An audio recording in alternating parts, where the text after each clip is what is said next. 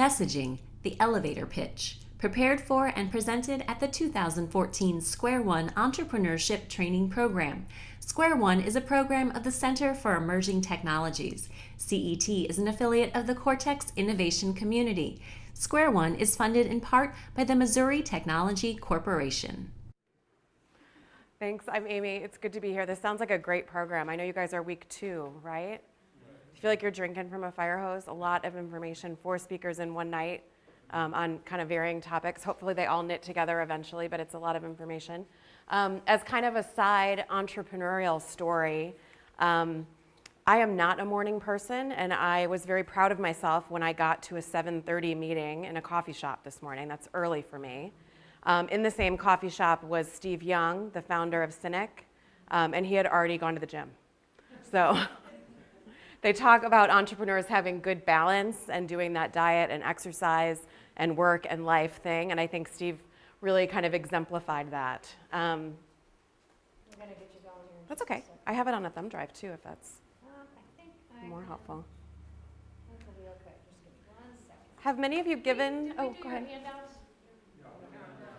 Okay. No. Yeah. All right. We got a little out of whack here. Sorry, Amy. Francis and Phyllis to the rescue. Yeah. Sorting the handouts in the back of the room. Who has? I'm going to call you out. We're at the end of the night, so we're going to do a little bit of like, I'm going to make you talk to each other and talk to me and stuff. Raise your hand if you have never done an elevator pitch before. Never pitched your thing. Okay. Raise your hand if you have but aren't sure you did it very well. Okay. There's not a right or wrong way. We're going to take a pretty simple method today. But I've worked with a lot of entrepreneurs of all stripes, really. And I do mean it when I say that good storytelling is really necessary. I like how Chris said, it's one thing if I'm selling my product. It's a whole other thing if you're selling my product. And the way that happens is really being able to tell a good story that connects with people. So while we're working on this, I'm just going to skip ahead to an exercise and throw you all under the bus right away. And you don't even need the handouts for this, although they're coming around.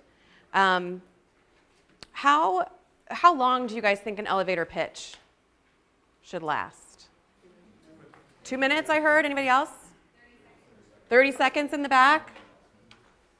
Any other guesses? Do you guys know where elevator pitch gets its name from?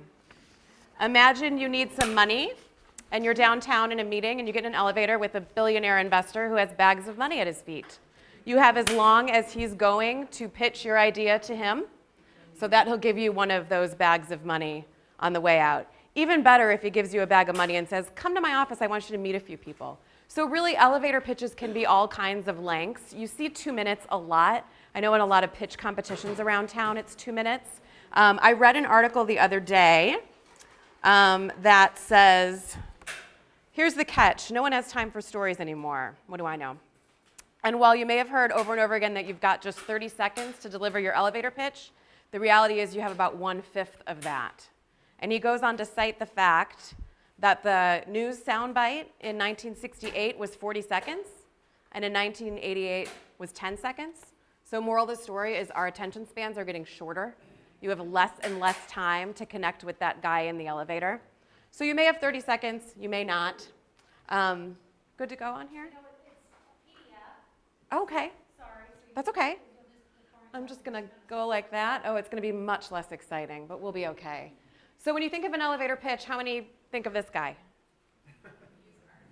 Slick entrepreneur, trying to sell you something, trying to get one over on you. I tell you, there are some folks that do that.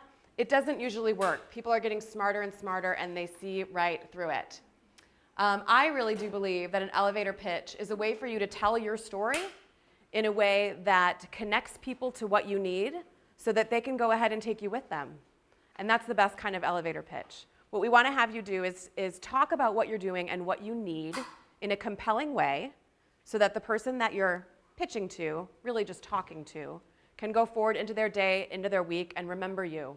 So later on, when they find someone that has the resources that you need, they can go, I just met that person. I got to connect those people. So I purposefully kind of left these sentences separate because there's more than one component to an elevator pitch. It's your story. You're talking to other people. You're wanting to get connected, and you're wanting to get what you need. Not in a used car salesman, slimy, checkered coat kind of way, but in a conversational, relational kind of way. So I know that a lot of people, when they first hear about elevator pitches, they feel like this, right? They don't know what to do. They don't know where to start. They don't know how long they have. They find themselves at one of those networking meetings where they don't know anyone else and they're kind of frozen. They know it's a good opportunity to connect with people, but they don't know how to start doing that. So we're going to pretend we're in one of those awkward networking places right now. And I'm going to have you all stand. I know it's late, but it's going to be fun. I'm going to have you all stand.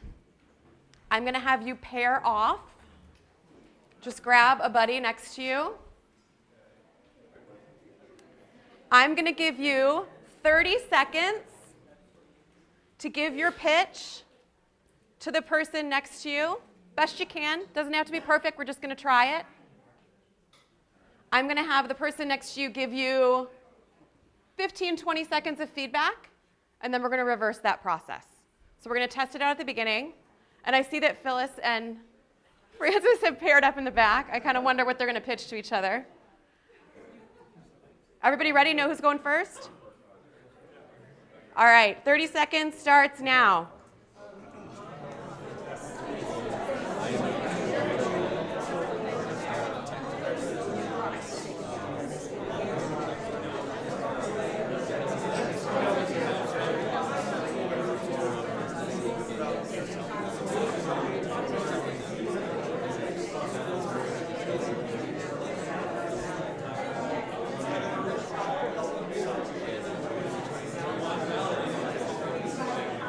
All right, believe it or not, that is time. 30 seconds goes really fast in that elevator. That's time. I'm not very loud. I'm going to do a grade school thing. Clap once if you can hear me. Clap twice if you can hear me. Clap 3 times if you can hear me. Clap 4 times if you can hear me. Okay, my mom was a grade school teacher. I picked that up from her. 30 seconds goes fast. We're gonna skip the feedback. We're just gonna go to swapping and do another 30 seconds. So other person's gonna go. We'll talk about feedback later. All right, ready? Your 30 seconds starts now.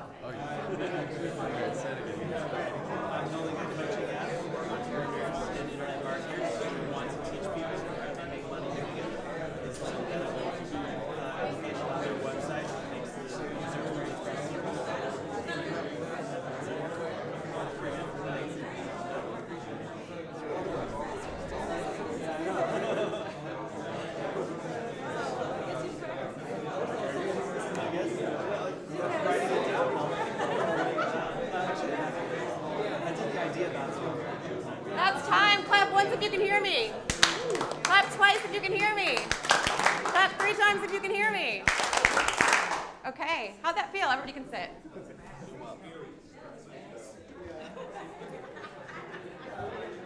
Who felt like it was really flippin' fast? Yes. Yeah, 30 seconds is fast. And then sometimes on the flip side of that, you get 2 minutes, and that feels long. You don't know how to fill the time.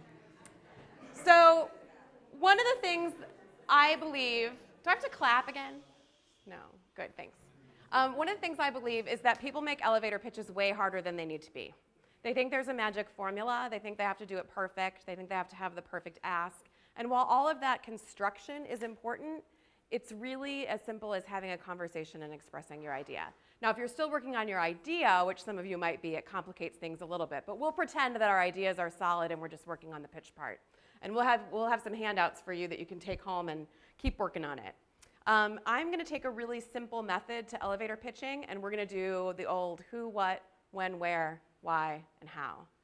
So that sounds easy, right? No problem? Everybody's got it? Okay. Sorry, I have to keep wandering back here. So who? Who do you make your elevator pitch to? In what situations will you be making an elevator pitch? It's really important as you're gaining supporters. At the early stages, you kind of don't have a product, you kind of don't have any money, right? So it's all about supporters. When they're fundraising, they call this friends, family, and fools, kind of whoever will listen to you at the beginning stages. Now you're all stuck in this class together, so you all have to listen to each other. It's a little bit harder out there. Resource providers, if you know that you need something and you're looking for a something. You know you need legal help, you're looking for a lawyer. You know you need someone to work on your web page, you're looking for a web page designer. All those folks are resource providers. At the early stages, you're trying to connect with them. You might be pitching to them. Funders, everybody needs money. Raise your hand if you do not need any money. You're totally good. Okay, everybody needs money. Eventually, you'll be pitching to clients and customers. And eventually, you'll be pitching maybe even to your employees. I'm kind of a believer that you're always pitching. When you're going out to your car in the morning and your neighbor says, hey, what's up? How you doing? What are you working on? That's a pitch. Someone at the holiday party coming up, that's a pitch. Whenever you have a chance to introduce yourself in a meeting, that's a pitch, and we'll get to some of that. Can anybody else think of other folks or entities you might be pitching to in the back? I wanted to know if the elevator pitch then is tailored. You have a 30-minute pitch for each one. Are you reading my mind? No, ma'am. I don't think anybody's gonna let you talk for 30 minutes, but 30 seconds maybe. And yes, I get to that kind of at the end, you're scooping me. But I do think that having what I call a modular pitch is really important because you'll be talking to a lot of different people. And even more than that, you don't always know who you're talking to. So in order to kind of do that well, and it just comes with practice, you have to kind of be able to modularize, it's a word I made up, your pitch. So if you've always kind of got the components and you think you're talking to a group of potential clients and you realize there's some bankers in that room, you're going to want to kind of move things in and out. So the best elevator pitches move around a little bit and can be flexible. But I think that's an excellent point. It's not always the same people. You don't always want to send the same message. When I talk to social ventures, which I do sometimes, we talk a lot about the fact that if you're in front of a room of donors, that's a really different pitch than when you're in front of a room of volunteers on a Saturday afternoon, right? Your message is going to be different. Your ask is going to be different. So the best ones are flexible. Any other who's? Just other entrepreneurs. Other entrepreneurs, good. You might be making, Businesses, they may Yeah. have a need for your service later on, and they may be able to network Yeah. with other people. other entrepreneurs for services, or even sometimes just to ask advice. How did you do this? Where'd you find your lawyer? Yeah. Acquaintances. They'll say, "What are you doing?" What are you doing? Well, I'm doing this thing. It's, what is that? Yeah. Because that's better than nothing really, right? Everything's an opportunity. So what is the purpose of doing an elevator pitch? The biggest point really is to be clear. And again, that's hard at the beginning if you're kind of unfocused in what you're doing. That's okay. Try something. You'll clarify all the time what you're working on. You want to be clear. You want to show your passion. You are the person to do this thing, right? Unless you're Steve Jobs, there's probably not a lot new under the sun. But you are the person to do this in a different way. And we'll talk a little bit about how to structure that. You really want to establish yourself as an expert. Why should you be doing this thing? As we talked a little bit about, you want to be able to find resources. When you're pitching to someone, you're often asking for something, and that ask is really important. We might even get an opportunity if we have time to practice that ask a little bit. So there's a lot of reasons why you might, your goals and why you'd want to structure a good elevator pitch and give it well. Here's the where part. Everywhere, right? We hit on this. I always love that part of a meeting where everyone go around the room and tell us a little bit about yourself. Did you guys do that in here? Is it sometimes a little bit painful? Yeah, every meeting starts like that, right? And we don't know what to say when it comes to us. We're not even listening to anyone else because we're thinking of what we're going to say when it comes to us, right? So it's really useless for that perspective. That's a real opportunity to kind of do a couple quick hits of, this is who I am and this is why I'm here. Boom. That's more memorable than if you go on for a long time and we're not really clear what you're talking about. We don't really end up knowing who you are. So I love that around the room at the beginning of a meeting thing. That's a great place to have a good pitch. It's a modular pitch works there too, because who knows what room you're in. Any kind of painful networking event. I love networking. I love talking to people. When we're still here at 9 o'clock, you'll realize that that is true. Just kidding, I won't talk that long. I dislike when I walk into a networking meeting and someone hands me the card. And I almost kind of want to go, Chris is like giving me snaps in the back. I almost want to like hot potato it. I almost want to be like, ooh, I totally don't want your card. I don't even know who you are. Some of my cards end up in the circular file, unless it's got some context, which is what a pitch offers. I don't want your card until I know your name and what you're doing. And then if I'm interested at all, it'll be worth tucking your card in my bag. So networking events, if you're one of those card passer outers, work on your pitch first. That's a really powerful place to have a good pitch when you first meet someone. You might have a client opportunity. You might be working with volunteers. You might be pitching to a banker. You might be looking in a service meeting for some kind of thing that you need. So really, these are all good places to have a good pitch. And then, we're getting to the fall. The summer picnics are kind of over, so then I sneak in the holiday party. We're all in those places either for work or fun where you're walking around with your glass of whatever, and what are you up to? What are you doing? That's a great place that I think is really underutilized, to not be like a sleazy pitcher, but to be like, hey, here's what I'm cooking up. What do you think? So there's lots of good places to use your pitch. Anywhere else, or anybody have a question about somewhere, where's the weirdest pitch you've ever gotten a pitch? At the swimming pool over the summer or something? Any questions on where? Okay. Why? This is something we could probably spend a whole night in itself on. What are the reasons to have a good pitch? And one of the most important things I think a pitch does, especially for early entrepreneurs, and I think at least some of you in the room here are probably early entrepreneurs, it is a great way to solicit feedback. And I think often people think they're just selling something when they're pitching, but seeking feedback is something that you can really do with a good pitch. So if you're giving a pitch to someone, and you see them drifting off, or you see their face fall, or you see them go kind of scrunch with their eyebrows, that's probably a sign that they're not tracking with you, right? So it's a good way to get that kind of body language feedback. It's also a good way to kind of really ask at the end, what do you think? Or if you're really brave, what do you think I just told you? If you're really comfortable with someone, and this is kind of what I almost had you do in the beginning, and I didn't want to run out of time, can you repeat back to me what you think I just told you? That's an excellent exercise if you're brave enough. Because you'll get if people are understanding what you're talking about or not. So that's a good way to practice on like friends and family. I'm going to give you my pitch. Repeat back to me what you think I just told you. Whenever anyone, I meet with a lot of early stage entrepreneurs, and a lot of times they don't know where to go next with building their business.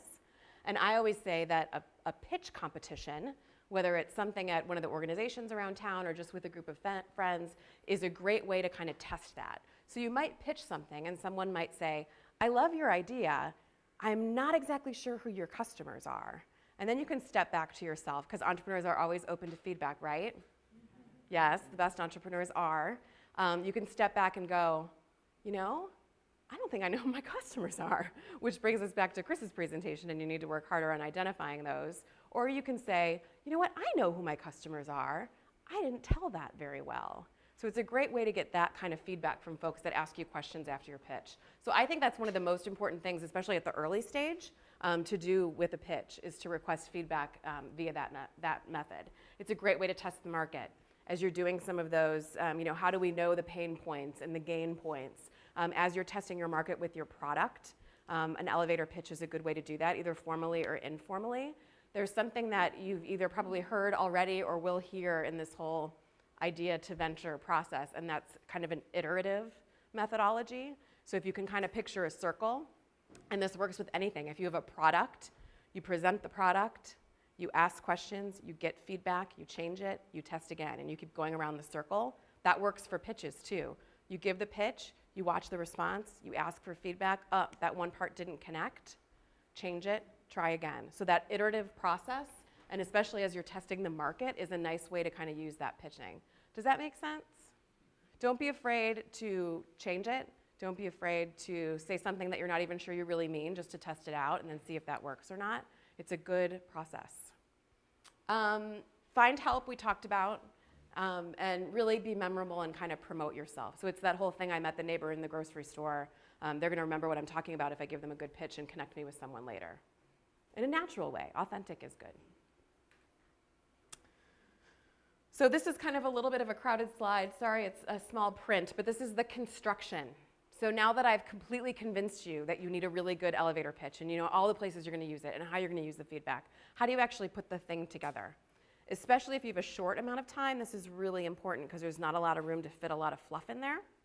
And it doesn't work to just talk faster to get it all in, because it doesn't, even if you got it all in 30 seconds but no one understood a word you said, that doesn't work. So we need to be thoughtful about how we're constructing. And the beginning is really the introduction, obviously. It's you, it's your idea, it might be a little bit of your background, it's why you're the perfect person to do this thing, and it's also a chance to put what you're telling someone in context. Especially if you're at a random networking meeting, why are you there? Tell me why you're there and why you're interested. It'll help me, believe it or not, kind of put your idea into that context. You ever meet someone and you're like, why are we both here? I've been in those situations where I've set up a coffee with someone, someone's introduced me to someone, and I'm sitting there and I'm like, I don't remember why I'm here or why I'm talking to this person, and I recognize that they don't either. Still an opportunity. But it's great if you're at an event and you can say, I just heard Amy Dunn speak at Square One. It was great. I learned so much about my pitch, and she recommended this networking event, and so I'm here to test it out. Someone might think you're totally crazy. But to put in context why you're there and what you're talking about is always a really good thing to sneak into the introduction if you have time. It helps someone kind of contextualize you. The middle, for as long as you have, is the problem you've identified.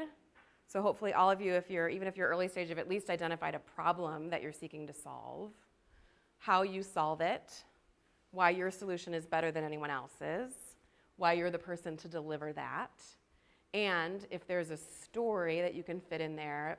Stories build relationships, good way to connect naturally with someone. So I realized that my kid's book bag was always falling off, and I had this great idea for adjustable shoulder straps, and now they get in the car, and then I don't have to yell at them that they've dropped their book bag as they've gotten in the car, or whatever that story is. Have you ever noticed that, kind of the Seinfeld thing, if you ever watch that show? Have you ever noticed that people always have trouble with this? So that's a great way to kind of make it real for the person, especially if you're learning a little bit about the person, you can kind of fit it into their life. So a little bit of story is good. And then I think the ask is one of the most important things, and the thing that scares people the most. Who kind of is like, ugh, I don't want to make an ask of someone. I think people always think that's icky. But I kind of always say, if you have an opportunity where you're talking to somebody and you don't make an ask, you've lost an opportunity to find what you need. And the ask does not have to be, hey, I need a funder. Can you introduce me to a banker? Do you want to be my first client? Because those asks are hard. It could be something as simple as, I think I need some legal assistance. Do you know any organizations in town that do that? Or, you seem to be a couple steps ahead of me in your process. What's the best thing you've learned? I ask that of people all the time. Give me a tip on. Makes them feel valued. It makes them connect with you. That meeting I talked about where the person that I was having coffee with, we realized we didn't know why we were talking. And it was very evident that we kind of couldn't put it together. So at the end of our meeting, where you'd usually kind of do some of that ask connecting, I felt lost. I'm thinking he felt lost too. But he said, hey, what are you reading? And I was like, actually, I just read this great article. I'm kind of in the middle of this book. And we had an interesting conversation about magazines and websites and blogs that we read that helped keep us informed. And then 2 days later, I got an email from him that said, Amy, it was great to meet with you. I really enjoyed hearing about your work. I found this blog that I think you might like, knowing that you like this book. Wow, instant connection. And we didn't even know why we were sitting together. So an ask can be as simple as, have you read anything interesting lately?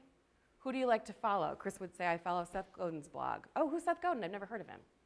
And then you can have a little conversation about that. And it does connect you. It puts you in relationship. So always have an ask. I think I'm going to make you, at least a couple people if you're brave enough, tell me what you think your ask is in just a few words.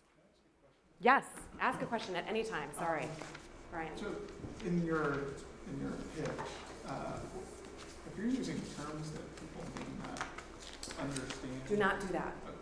Okay. You gotta dumb it down. Dumb it down. It's a long term. Okay. Yeah, Okay. I noticed this. I have a background in telecom. And in telecom, I'm sorry, I didn't even really let you finish your question. No, I guess the question is how do you formulate that, whatever your pitch is and not have to explain further, but just based on a term or a phrase or something. What's your field? My personal field? I work for a marketing agency. Okay. A database. Well, you've already dumbed it down then if you work in marketing. Yes. Oh, that joke fell really flat. Sorry, marketing people. But no, I think there's probably some bio and some tech people in the room, and that's a place where you could really be in deep water because you don't necessarily know the expertise of who you're talking to. So try to stay away from acronyms. Try to stay away from really technical language. That can come later. So you have that first great pitch, and someone's like, oh, I want to talk to you more. I know a little bit about this. Let's set up a meeting or follow me to my office. Then you should feel free to do all the technical stuff you want. But you do have to be really careful about that in your beginning pitch. Because if you mention a term that I don't know, guess what happens? I'm off here, and I feel really stupid. So I kind of don't want to help you because you made me feel stupid, right? It's a truth. So be really careful about that. I have a telecom background, and in telecom, MOU means minutes of use. Any telecom survivors in here? All right, love it. Minutes of use, right? So I got into my first entrepreneurship meeting, and someone was talking MOU, and I'm like, why are they talking about minutes of use? This is so weird. I know I'm new, but I don't think they have anything to do with that. Memorandum of understanding in the startup world, right? So that's a good example of how you can totally be ships in the night. So I bet you that for every acronym or every technical term, you can probably get to a place of explaining what that is, if not technically, at least explaining what need it solves. And this isn't just for technical people. I mean, you can just be you can be pitching a nonprofit and you mention something in the nonprofit space and someone's like, I have no idea what that person's talking about. So just be wary of that. I think it's an excellent question. Any other questions? Please ask as we go. Throw up a hand or shout at me. Okay. Does anyone want to? Yes.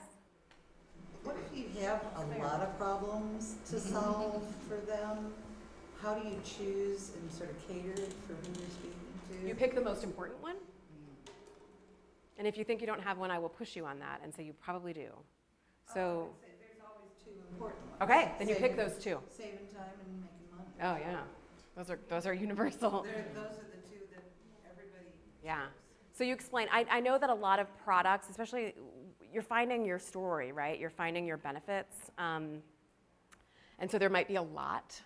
You do have to pick one, especially if you only have 30 seconds. You can't rattle off more than one or two. So pick one, or as you get more experienced at both pitching and reading a room, which happens the more you practice your pitch, you'll kind of be able to signal in on what you think that is more important to that person. So you might have a menu of 5, and someone that manages a business office has one, a mom has one, whatever. So you'll kind of get to know that. But you certainly can't lay out a litany of problems and solutions because it's just lost. Anyone want to share and ask?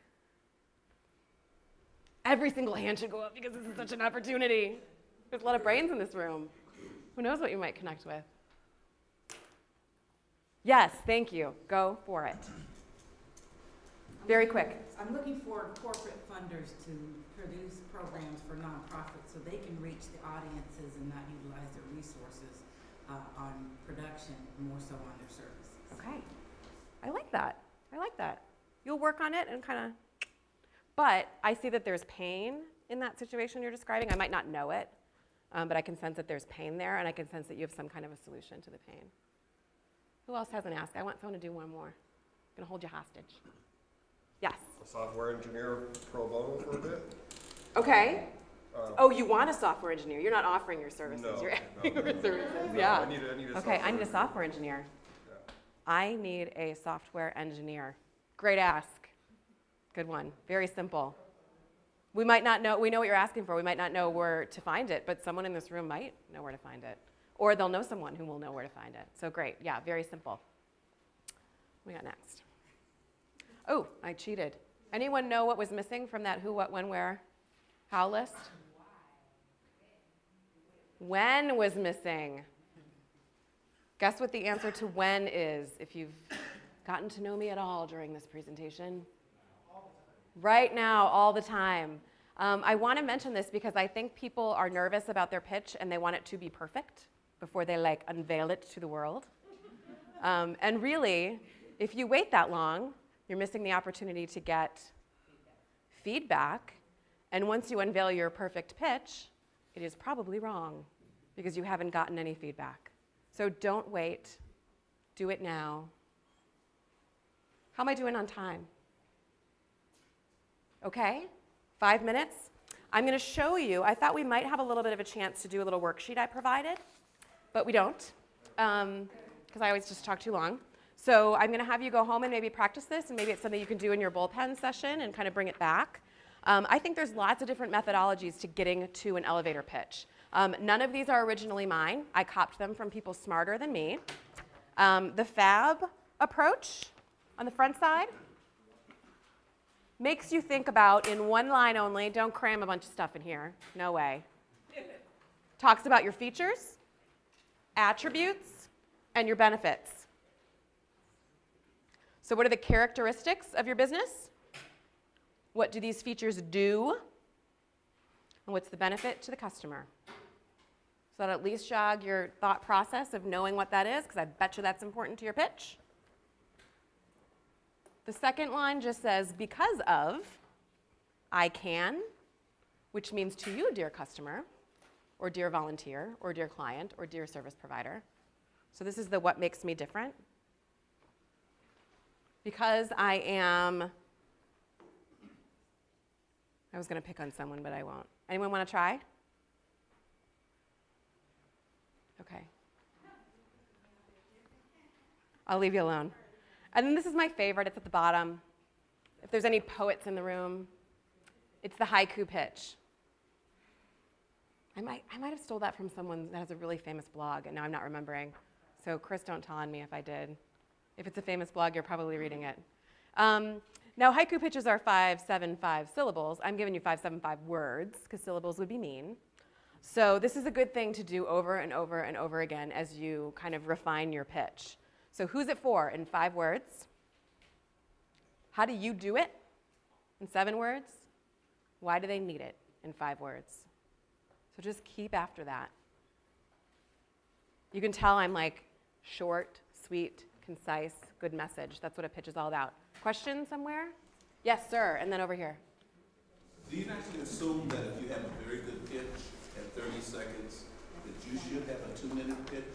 Because they're going to ask you, well, I'd like to hear more about it. I like the way this guy thinks. I think you should be ready to give any kind of length pitch, but absolutely, if you're blowing someone away at 30 seconds, they're hopefully going to say, I want to talk to this guy more. I'm going to invite you to my executive meeting, want to have coffee. I'm going to go back to the buffet, want to follow me if you're at a networking meeting. So yeah, have it all ready. If you have a great 30-second elevator pitch, have a good 2-minute one, work yourself up to a good 20-minute presentation for some guy with bags of money. I think we had one here and then here. Will you give an example of this little, the second part of the FAB approach? Yes. So if you have, what is your thing? What's your thing? What's my thing? Yeah. I am a positive media company. Positive media company. So you offer media design services and a positive Program. I'm making this up. Positive programming. So the features are the characteristics of your programming. The attribute is what it gains. So the example I have is you make a product with a good insulation. What it does is help retain body heat. Why that matters is because you're cold. You're cold. So what it is, why it matters, why the customer needs it. And then you are fabulous. We're running right up on 8 o'clock, I think. Because of I can, which means part. Oh, did I answer the wrong thing? Because you are a brilliant program director, you can offer positive programs, which means that your client will be turning away people at the door. Or something like that.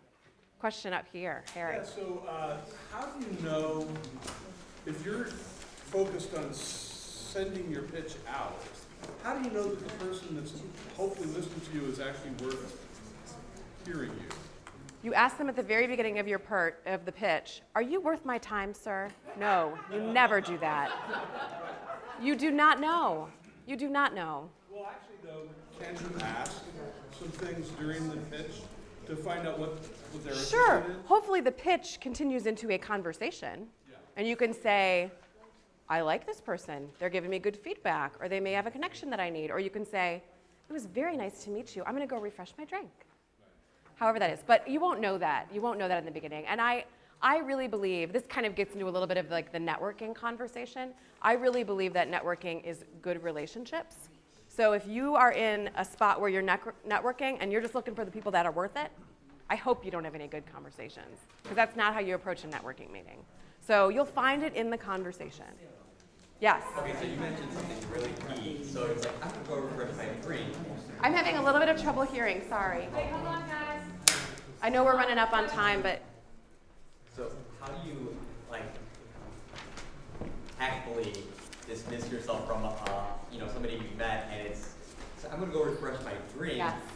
Or if you're like, here, take my business card, and you realize this person's probably going to email you or take a lot of your time, and you don't want to be mean, but at the same time, it's kind of like, I'm going to give away a secret as long as none of you all tell on me. There's lots of methods. If you Google that, how do I get out of an awful networking conversation? Yeah. There's lots of people that offer a lot of good tips. Okay. I'm going to go refresh my drink, or oh my gosh, I promised to make a phone call. That's all like tact and all that stuff. Yeah. But here's my secret. You give me a business card, and I never want to talk to you again. And that's rare. I like to talk to just about anybody. But oh my gosh, I've run out. I'm sorry. I will email you. And then you really probably should email. But you don't have to be forced into some kind of exchange or conversation. If it's not gelling, it's not gelling. That's okay. Don't be a jerk about it. But hopefully, giving a good message and having some of that good relationship will help you kind of find that. Yes, in the back. So I have something to say on that though, because I'm like worldly famously socially awkward, and I hate to be around people, and I hate to talk to people. It's painful. Yes. And so sometimes, so I'm almost always the person that like wants to get out of those because they're talking to me more than I'm comfortable with, and I want out. Yeah. But never, ever, ever, no matter how annoying that person is or how much they keep talking when you want to escape and tactfully escape or whatever, like blow them off. Because I had a person that was just like on me, like all the time talking to me, and he just introduced me to an investor that I had my third meeting with today. This was a guy I would have totally dismissed, but I forced myself to go to every coffee meeting he asked me to go to. I talked to this guy, and I find him incredibly obnoxious because he likes to talk. You never know. I think, it's all about, as entrepreneurs, you have limited resources and time and coffee dollars maybe. So you never know. I mean, that's all kind of personal decision making. I think sometimes if you're not very comfortable giving the pitch, sometimes we say that the most important decision a founder can make is to have some other guy give their pitch. So maybe you're the technical guy, you're the brains behind the operation, and you've got your sales guy that goes and does that stuff for you. That's okay. It's good to know that. And one of the techniques I like, if you're kind of a shy person and you approach a networking event and you're in a big ballroom and you don't know anybody, look around the perimeter of the room for that other lost soul. Because go talk to them, they'll be your best friend all night. So there's lots of different ways to approach, and that's really more of a networking conversation than a pitch conversation, which we can talk about some other time, but I know that we're very short on time. A couple of tips that I'm going to leave you with, you can read them yourself, but authenticity is a really big deal. That's why you don't want to be a jerk. That's why you don't want to be like, kind of like what's in it for me, what you got to give me. That never works very well for very long. We talked about making it modular and trying to shift things around, and really that all comes with practice. So practice to your kid, practice to the mirror, practice into your computer, practice to your dog, practice to anyone who will listen to you, because you'll get better at it as you go and you'll get more comfortable. I was going to have you re-pitch to each other, but I think we're out of time and we might lose everyone at that point. So I hope that after you will have pitched to each other, you would all come back and say, wow, that was so much better. That was so much easier. I feel like I understood more. So continue to practice, use that worksheet, and you will all become just rock star elevator pitchers. Thank you. Good luck in the rest of this class.